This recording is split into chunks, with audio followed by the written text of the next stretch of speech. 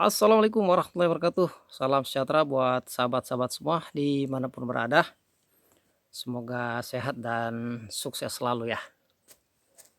Oke sahabat, eh, beberapa hari yang lalu Bapak Presiden Prabowo Subianto itu mengundang beberapa jurnalis atau wartawan ke Hambalang ya. Di antaranya mungkin ada Mbak Najwa Shihab, ada Alvito, ada Uni Lubis, dan Lalu Marah atau Marah Lalu, saya kurang tahu juga ya, dari TV One kalau nggak salah. Masing-masing mewakili uh, apa namanya tempat mereka bekerja atau sebagai jurnalis atau itu milik mereka sendiri yang selama ini memang kerap mengkritik pemerintah ya, terutama mungkin Mbak Najwa Shihab. Nah, kenapa saya kira ini bagus? Karena para jurnalis ini itu bisa bertanya langsung kepada Bapak Presiden Prabowo mengenai kebijakan-kebijakan beliau selama ini, baik yang memang betul-betul berpihak kepada rakyat kecil ataupun memang yang ada kontroversi. Tetapi di sebagian atau sekecil kelompok tetap saja menganggap ini hal yang kurang bagus, bahkan ini jadi bahan bulian, bahan untuk menyerang para jurnalis atau wartawan yang diundang oleh Bapak Presiden Prabowo. Banyak yang mengatakan bahwa mereka pasti dibayar, mereka pasti dibungkam, setelah ini mereka tidak bisa mengkritik lagi pemerintah. Mereka bahkan bisa dijadikan buzzer-buzzer pemerintah untuk mendukung kebijakan Bapak Presiden Prabowo yang akan dilaksanakan, baik yang sudah dijalankan maupun yang ke depannya. Justru saya sangat mendukung ini karena kenapa? Para jurnalis ini bisa bertanya langsung, infonya valid. Bukan orang-orang lagi yang baik juru bicara atau staf-staf presiden atau menteri-menteri atau anggota DPR ya yang selama ini kita anggap mewakili aspirasi kita, tapi para wartawan ini bisa bertanya langsung kepada Bapak Presiden Prabowo, terutama demo-demo yang terjadi akhir ini yang berkaitan dengan rancangan undang-undang TNI ya. Tetapi itu ditanyakan sama para jurnalis, kan ada itu video-videonya, terutama Mbak Najwa. Intinya Bapak Prabowo mengatakan bahwa esensinya sebenarnya dari pembahasan rancangan undang-undang TNI itu hanya ada di penambahan usia pensiun. Ya mungkin ada sedikit tapi tentang posisi-posisi di beberapa lembaga, tapi itu tetap berhubungan dengan tentang masalah kedisiplinan militer. Jika ada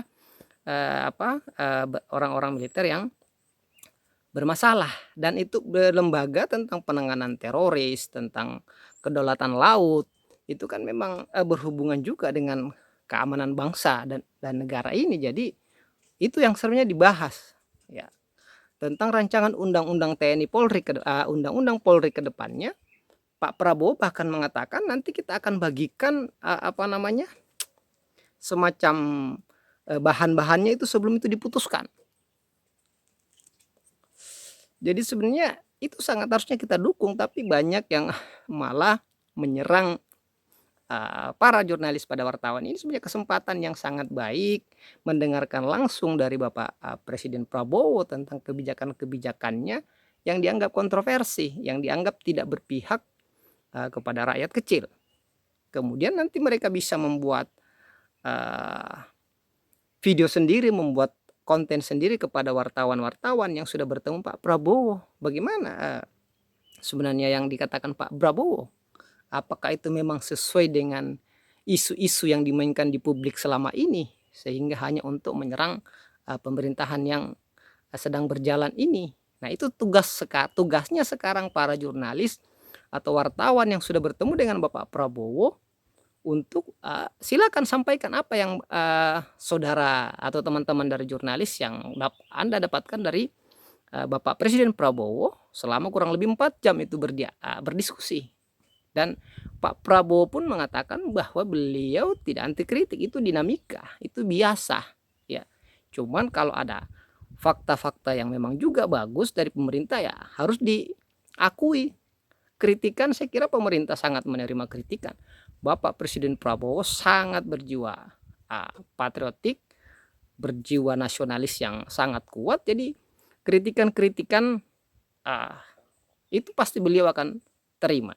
Cuman memang ada sekarang kelompok-kelompok, ada tokoh-tokoh tertentu yang memang ya harus mengkritik pemerintah. Karena memang untuk mencari panggung ke 2029. Karena kapan dia tidak menggerakkan itu, dia akan tenggelam di 2029. Ini sebenarnya tentang berbicara ke sana. Tapi apapun itu, kritik dari masyarakat, kritik dari siapapun, pemerintah juga harus menerima. Jangan represif kepada para pendemo ketika mengamankan demonstrasi yang terjadi. Tapi begitupun dengan para saudara-saudara kita, teman-teman kita yang melakukan demonstrasi supaya tetap sesuai dengan SOP yang ada, tidak anarkis, tidak mengganggu jalan-jalan umum, tidak mengganggu aktivitas di jalanan. Saya kira sebenarnya kalau itu dilakukan ya tidak ada masalah. Anggota DPR, pemerintah harus juga mau dikritik. Jangan cuma karena sudah duduk di kursi empuk menikmati jabatannya, masyarakatnya sudah tidak diperhatikan, malah memperkaya diri sendiri dan kroni-kroninya, ya.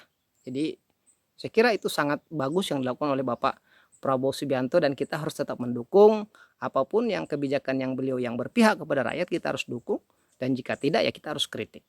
Oke sahabat, terima kasih. Assalamualaikum warahmatullahi wabarakatuh. Merdeka.